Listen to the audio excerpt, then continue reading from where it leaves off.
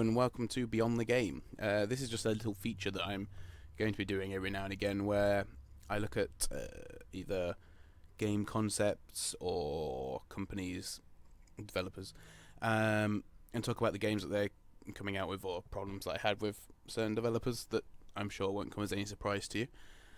But basically just gives me a chance to moan and argue about various different things without actually having to play through the game and such. So this week, I don't know if it'll be a weekly thing, but this time it's going to be on obviously Square, or Square-Enix, or Enix, or however you pronounce it, I don't mind. And just looking at some of the things that they've announced. So anyone that's already seen my previous videos will know that I've done one on the Final Fantasy 13 Lightning Returns video. I have to say, Final Fantasy 13 is something that just needs to die. It's been around for far too long. It's massively overstayed its welcome. They got it wrong the first time round, and for whatever reason they've decided to carry it on. So it does baffle me somewhat in that sense. Unfortunately, they've also released a couple of new things as well in the past week. So we have a game for the iOS, the iPhone, or iPad, and it's called Final Fantasy All the Bravest.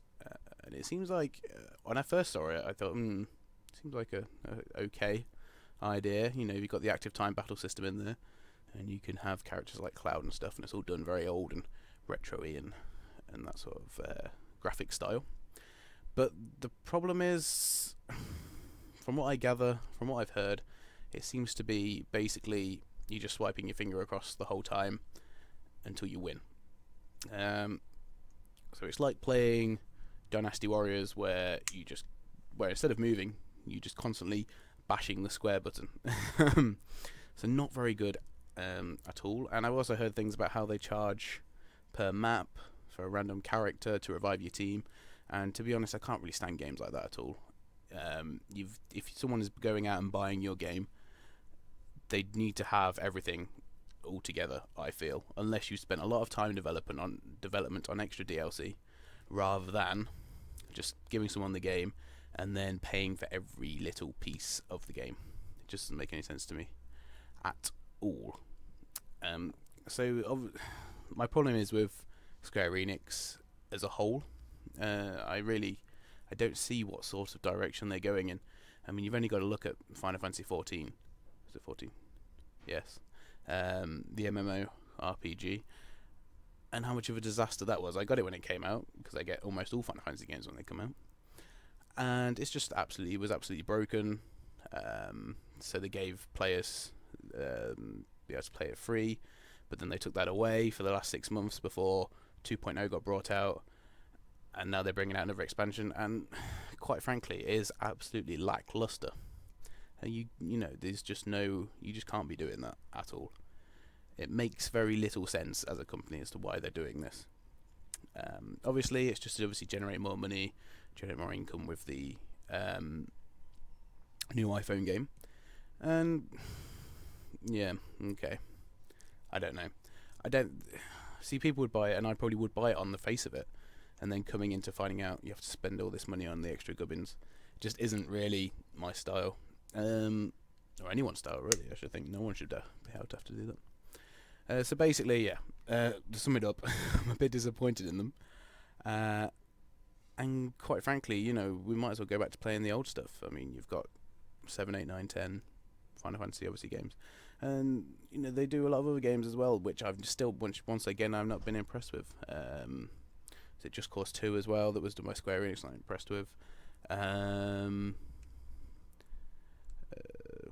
can't think what else is done by them. But anyway, there are some other ones done by them. And there's none that has really stood out for me. The best one that I've found so far, weirdly enough, happens to be The Last Remnant, which is actually quite a nice, solid game, really, all things considered.